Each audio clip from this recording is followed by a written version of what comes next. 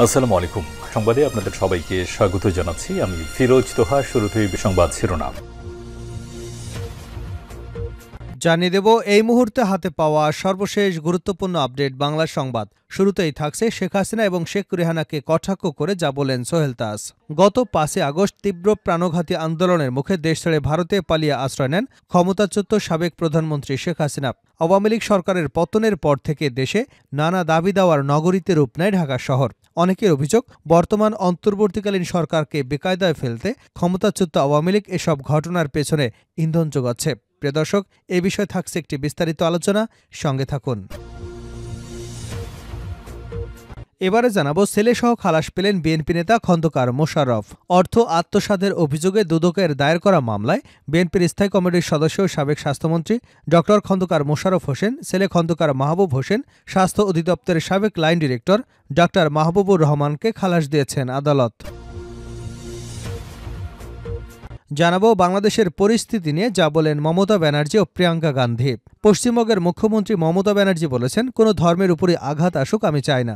এখানে ইসকনের যিনি আছেন তাদের সঙ্গে আমাদের কথা হয়েছে। এটা যেহেতু অন্য একটি দেশের বিষয়, তাই কেন্দ্রীয় সরকারকেই প্রয়োজনীয় ব্যবস্থা নিতে হবে। এই ইস্যুতে আমরা কেন্দ্রীয় সরকারের পাশেই আছি। এবারে জানাবো, শেখ হাসিনা ইসকন দেশের বিরুদ্ধে ষড়যন্ত্র শুরু করেছে মান্না। নাগরিক ঐক্যের সভাপতি মাহমুদুর রহমান মান্না বলেছেন, আমার দেশের ইসকন এবং হিন্দুদের নিয়ে ভারতের এত মাথা ব্যথা কেন? আগে শেখ হাসিনা ভারতের পা ধুয়ে পানি খেত, এখন আমরা তাদের দিকে পা বাড়াই না। জানিয়ে দেব, দুর্নীতির মাধ্যমে গড়ে তোলা সম্পদ জনগণকে ফেরত দেওয়া না গেলে কিসের বিপ্লব? দুর্নীতি এবং লুণ্ঠনের মাধ্যমে যে সম্পদ গড়ে তোলা হয়েছে তা কেন বাজেয়াপ্ত করা হলো না? এই প্রশ্ন তুলেছেন অর্থনীতিবিদ দেবপ্রিয় ভট্টাচার্য।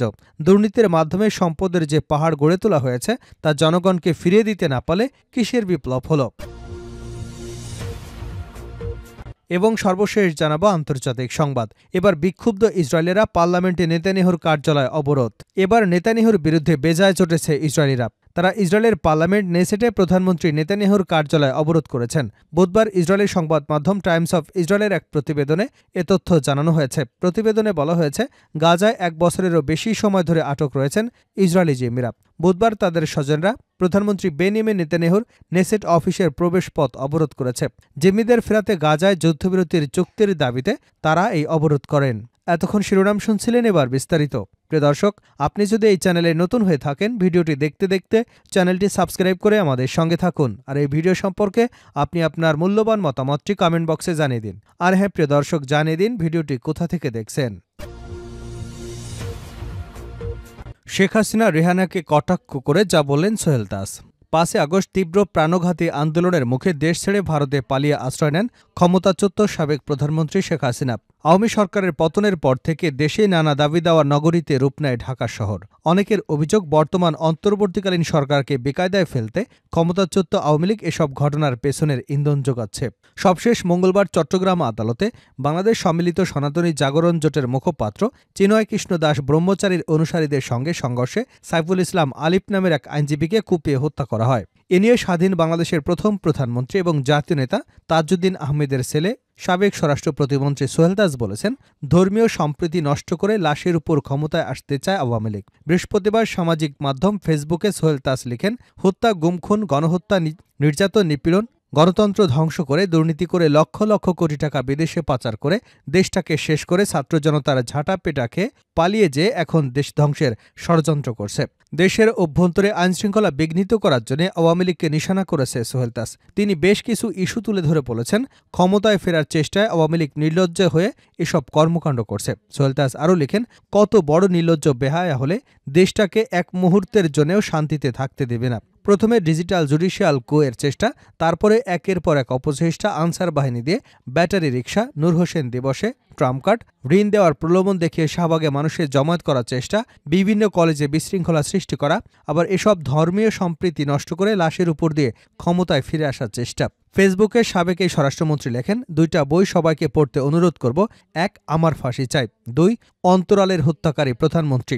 এই 2টা বই মুক্তিযোদ্ধা মতিউর রহমান রেন্টুর লেখা। ক্ষমতাচ্যুত শেখ হাসিনা এবং তার বোন শেখ রেহানার প্রতি ইঙ্গিত করে সোহেল তাজ লিখেছেন, তিনি আদর্শ বিচ্যুত খারাপ মানুষের প্রশংসা আমার প্রয়োজন নেই। নীতি আদর্শ বিচ্যুত খারাপ মানুষের প্রশংসা আমার প্রয়োজন নেই।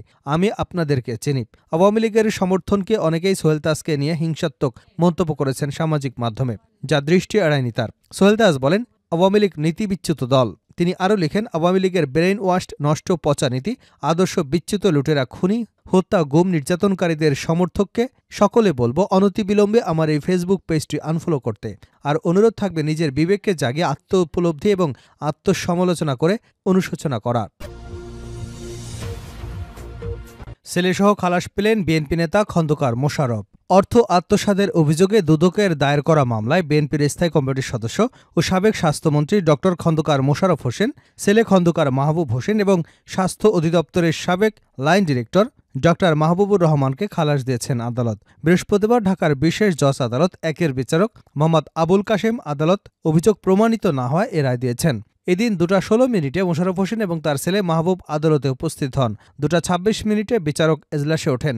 এরপর বিচারক তাদের উপস্থিতিতে এ রায় ঘোষণা করেন। মামলার অভিযোগ থেকে জানা যায়, আসামিরা পরস্পর যোগসাজশে ক্ষমতার অপব্যবহার করে স্বাস্থ্য মন্ত্রণালয়ের অধীন বিশ্ব ব্যাংকের প্রকল্পভুক্ত বিদেশ গমনেচ্ছু কর্মকর্তা কর্মচারীদের বিমানের টিকিট সরবরাহের বিষয়ে প্রতারণা, জালিয়াতি এবং অস্বচ্ছ প্রক্রিয়ায় সাজানো টেন্ডারের মাধ্যমে সরকারের ৪৮,৫১,০৮০ টাকার ক্ষতি সাধন করে নিজেরা লাভবান হয়েছেন।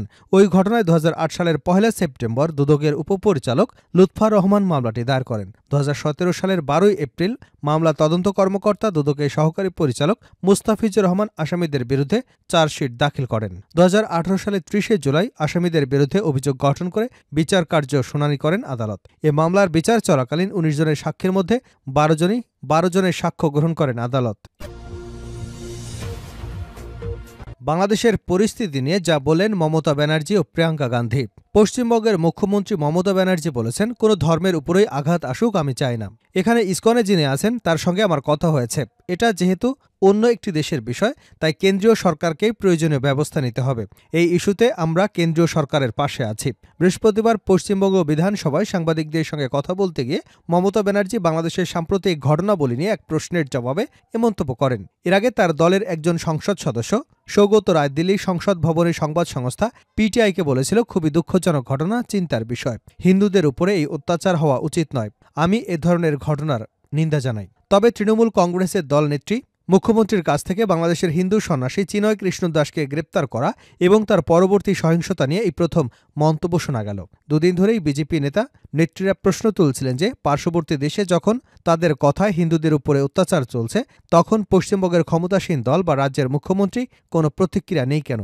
এর আগে কংগ্রেস নেত্রী সদ্য নির্বাচিত সংসদ সদস্য প্রিয়াঙ্কা গান্ধীও বাংলাদেশের পরিস্থিতি নিয়ে এক্স হ্যান্ডেলে প্রতিক্রিয়া দিয়েছেন। প্রিয়াঙ্কা গান্ধী লিখেছেন, চিনয়কৃষ্ণ দাসের গ্রেপ্তার এবং সংখ্যালঘু হিন্দুদের উপর ক্রমাগত ঘটে চলা সহিংসতার সংবাদ অত্যন্ত চিন্তাজনক। তিনি লিখেছেন, আমি কেন্দ্রীয় সরকারের কাছে আবেদন করব যাতে এ বিষয়ে হস্তক্ষেপ করা হয় এবং সংখ্যালঘুদের নিরাপত্তা সুনিশ্চিত করার বিষয়টি বাংলাদেশ সরকারের কাছে জোরালোভাবে তুলে ধরা হয়।